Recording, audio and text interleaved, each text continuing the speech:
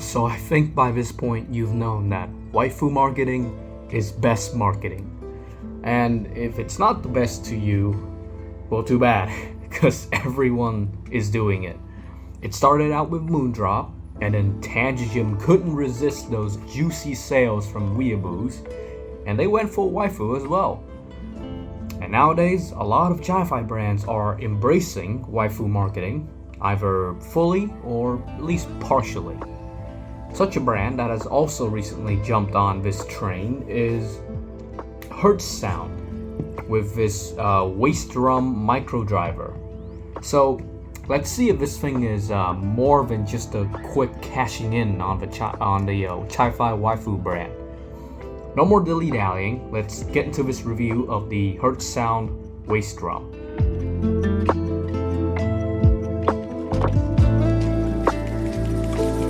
Okay, so the box for the waist drum, it seems pretty standard for chi-fi boxes. You know, you got a black box, it's got a line render in the front, the name here, you've got another render and some contact info into the sides, and some specs in the back. No anime girl on the outer box though, despite her being pushed in the marketing sides of this thing. Feels a bit like a cop-out, to be honest. Now that we've slid out the lid and we've opened up the top box, you are presented with the anime waifu card. So this is the waist drum waifu. She looks pretty nice. Better than Hibiscus waifu, but maybe still worse than Kato waifu. But this waifu has a killer feature. Flip the card and you see her wearing a different colored dress. I wish this waifu was printed on a bigger size and was shown up front in the box, but still, it's pretty nice, and this card is decently thick as well. Then you've got your standard instruction manual printed in both English and of course Chinese. I don't see any like weird English going on, at least not the funny type, so whatever. And now going to the main box, you can see the HZSound waist drum sort of just nestled in this foam insert, and the cardboard flap below, when you open it up, it reveals the rest of the cable and the bag of accessories. Now this accessory bag, it's actually quite generous. HZSound is giving you up to 3 types of ear tips. First, I hope you can see it, but we have these knockoff Sony hybrids that actually feel very close to the real thing, possibly good enough for me to basically pass it off as the same thing. You've got a pair of transparent looking ear tips that are slightly thicker with a stiffer nozzle, and these smoky gray ear tips that have a softer, more malleable feel. All of these come in small, medium, and large sizes. And of course, there's also 2 pairs of these replaceable filters for the waist drum. They don't give you some clippers to like take out the filters and stuff, but hey, spare filters. And then below all of that, you're getting this very nice carrying pouch. It's got a nice aesthetic, like I love the look on this fabric. A little red HZSound tag on the side to give it just a bit of an accent. Again, really nice. The inside is also very smooth so as to not scratch the IEM, with space to spare for putting in the waist drum. My only gripe is that it doesn't really close too well. You can't really pull the wire in all the way, so it's just kind of like this. But otherwise, a very nice looking and quite functional pouch. And here are the HZSound waist drums. As you can see, the design of the housing, it takes after its name. It's designed with the contours to sort of mimic the shape of a waist drum. And I think you'll actually find it quite similar looking to the Moondrop Spaceship, but it looks a little better with, as you can see, a removable 2-pin socket as well. Though since it is a glossy metal, this will accumulate fingerprints and scratches over time, as you can see. I really wish they made this matte instead of like glossy. Now the venting on the waist drum consists of let me try and get focus, a front vent here that is directly below the nozzle.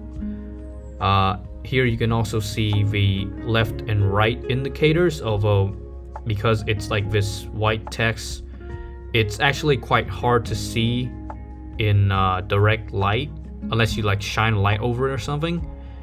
I don't know why they did this, but okay. And then the back vent, which is encased in this grill. So I'm pretty sure we're dealing with a semi-open design, which reminds me of the final E3000 series actually. Now, because of all that venting, I don't find myself experiencing any sort of driver flexing or any sort of pressure buildup effects. But the small shell here, it makes for a decently comfortable and quite discreet wearing experience. Now, the cable you're getting is it's an okay thing with a few standouts actually. The wires themselves are not too dissimilar from this cable from the Blonde BL Max and Blonde BL Mini. If you can see, yeah, quite similar.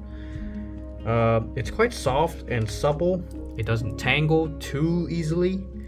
It's got nice aesthetics, and it's thin and light. I would have liked to see like some better protection in the form of like a rubber sleeve or like a bit of a relief on these 2-pin connectors, especially when we're connected with the waist drum. As you can see, it's basically a bit exposed of a connection. But again, the addition of a Y splitter here is very nice, given that a lot of products in this price range, the cable still doesn't have one of these, as well as the very nice cable strap, always a welcomed addition. The jack here is just a standard L-shaped metal tube. It's nothing too special. Finally, we come to this mic clump, which is a pretty nice and premium looking one. You're getting full play pause as well as volume controls. However, the buttons here, they're quite hard to feel and a little mushy. So oftentimes you'll be hitting pause by accident when trying to change volume. But it otherwise looks nice, and when others tend to just include a standard 1-button mic clump, a 3-button one is certainly welcomed. The microphone on the HZSound waist drum picks up my voice with decent volume, but its recording quality is decidedly average. My voice still has a bit of muddiness to it, which muffles it a bit. This will do for a basic call or some short Zoom meetings, but I wouldn't rely on it for much more than that. So for the sleepability of the HZSound waist drum, it does have quite a petite shape. However, it still sticks out a little bit, which is why when I lie to the side, I can still sort of feel the driver jut up into my ear just a bit. But yeah, it does cause some discomfort. As for the microphonics of this cable, it's an average amount for an over-ear wear. An under-ear wear, but I would recommend that you switch to this sort of over-ear wearing style if you want to reduce that. But overall, it's an average sleepability experience, and I wouldn't necessarily recommend the HZSound waist drum for using in sleep. In terms of source matching, I think that you'll find it quite surprising that a weird pairing with the HZSound waist drum. It's actually this J-Cali JA04 dongle, I think. This little tiger is using a Realtek DAC, a Realtek 5686, and it costed me like $5. And something about its slightly compressed but mid-forward sound really paired quite well with the waist drum. The gimmick tuning of the waist drum, it seems to only gel with me on this little dongle here, whilst the usual suspects of my LG quad DAC and the DX150, it didn't work as well actually. As for tip rolling, I'm gonna be using these MS sizes of the Final Type E ear tips, which is basically just a better feeling and more size tailored version for my ears of the knockoff Sony hybrids that came in the waist drum. So stick with those, stick with these just Sony hybrid ripoffs if you just want to use the tips that come with the product. Tip rolling here, it has a slight effect on bass perception, but not to the point where I would prioritize I would price comfort over sound quality. But hey, your mileage may vary, and of course tip roll to your liking. With all that out of the way, let's get into the sound of the HZSound Waist Drum.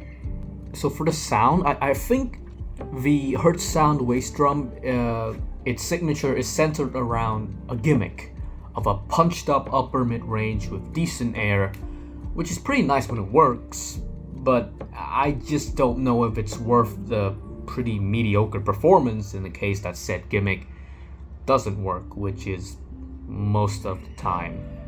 So starting with the bass. The bass performance on the HZSound Waist Drum is pretty average, maybe even slightly below average, with some shortcomings that should have been addressed long ago.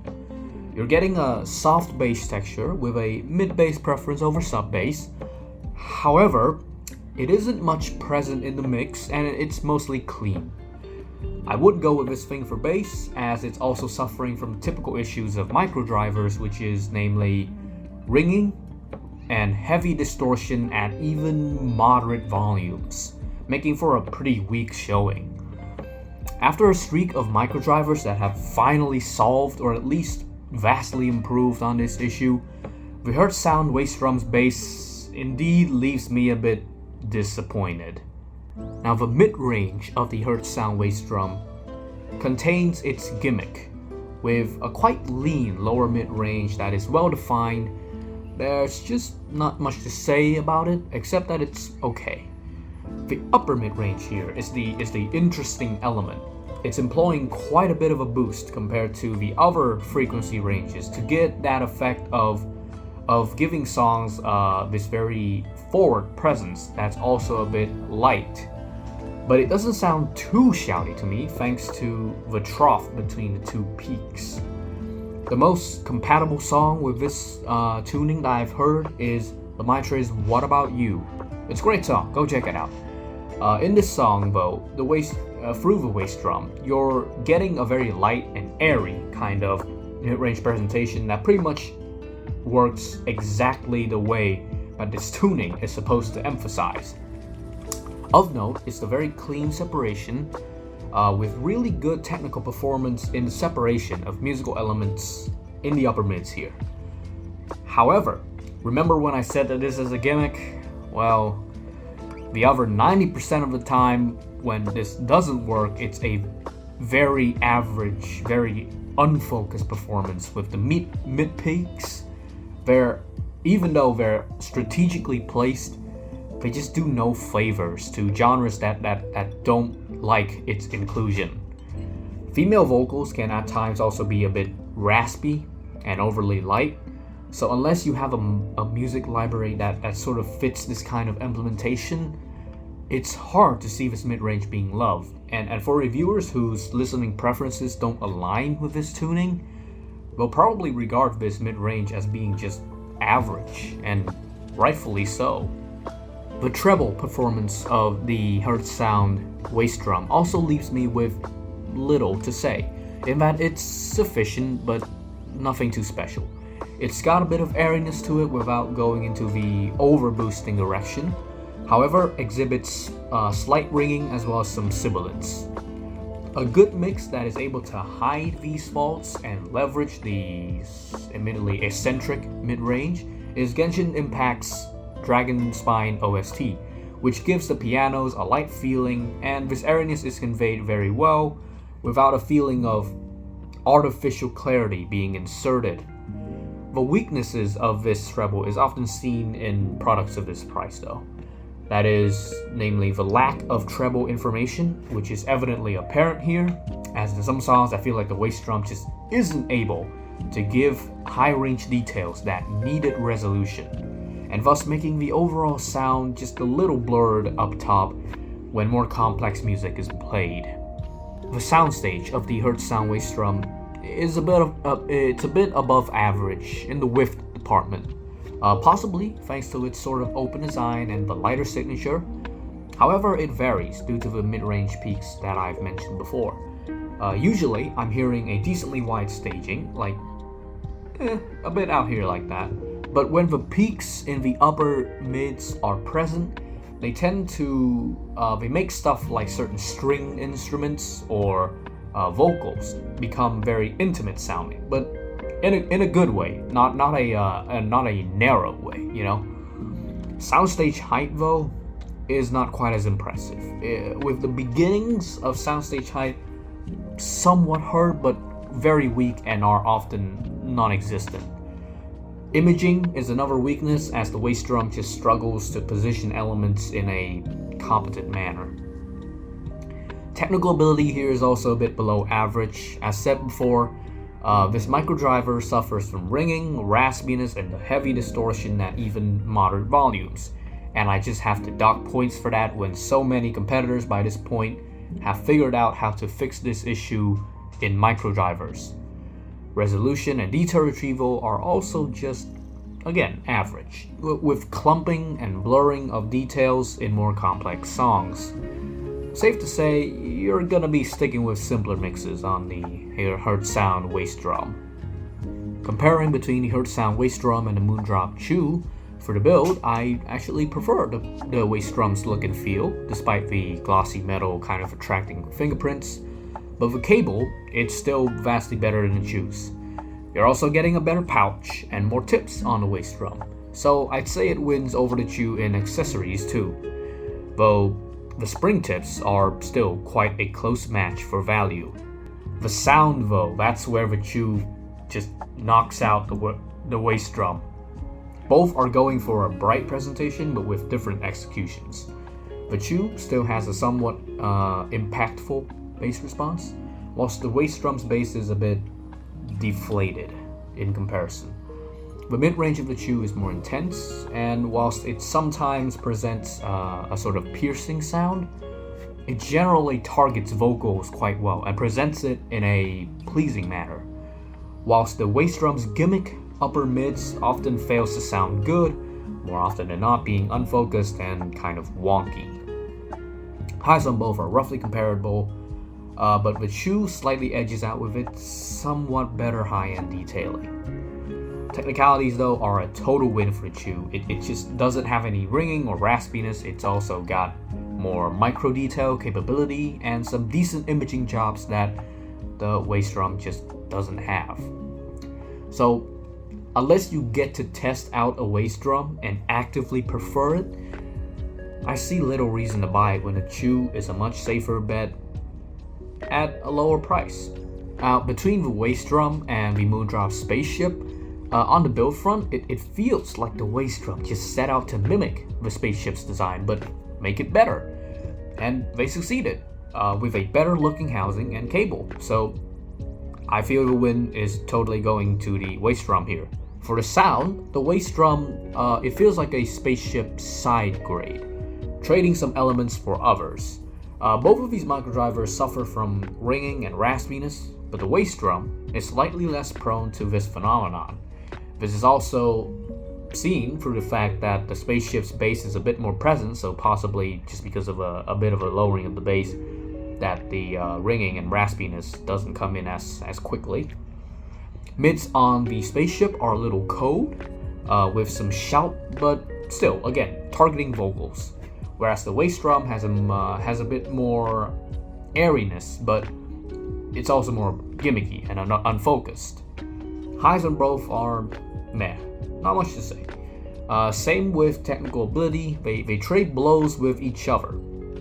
However, the Spaceship is still cheaper and it's already supplanted by models like the SSR, SSP, and the Chew. So for HZSound to ask for more money for something like a Spaceship side grade is, it's quite hard. I'm sure that there's a niche that will appreciate the waist drum as an alternative option to the Moondrop Spaceship, but it's a niche. It's a niche, for sure. At the end of the day, I think the HZSound waist drum is a bit of an also-ran. It half-heartedly throws in the Waifu card with little substantiation on the packaging, and this seems like a move to mostly draw in weeaboos and Moondrop customers, and I mean, it worked on me, I bought it. But that only gets you so far. The sound on the waist drum, it has a decent gimmick, and when it works, it does sound really nice. Having said that, due to the very situational gimmickry, most of the time you're just listening to a really mediocre performance that doesn't do much great, especially in a market where the $20 price range already has some insane competition, such as the Moondrop Chew. Going down a bit, you have the CCA CRA. As such, unless you are someone who exclusively listens to lighter genres of music or stuff with traditional instruments, or can find a pair of HZSound waist drums to test out, I find little reason to recommend the HZSound waist drum, a Gimmick Waifu, and a Gimmick Sound. Okay, we've reached the end of yet another review. As usual, I'll leave the links to the music I use in the description, as well as the links to my website and my Patreon, where you can support me so that I may be able to, get the funds to bring more stuff in for review, right? Shout outs to my Tier 2 patron, 78 Dragon, for supporting. Of course, Tier 2 patrons get access to my video scripts, and the lower tiers get access to my behind-the-scenes footage, some extra eye candy footage, and photography of the products if and when they are available. Otherwise, like the video if you like it, subscribe if you want to see more of my content, of course also my gaming content. If you have any suggestions, any questions, any inquiries, then be sure to participate in the comment section.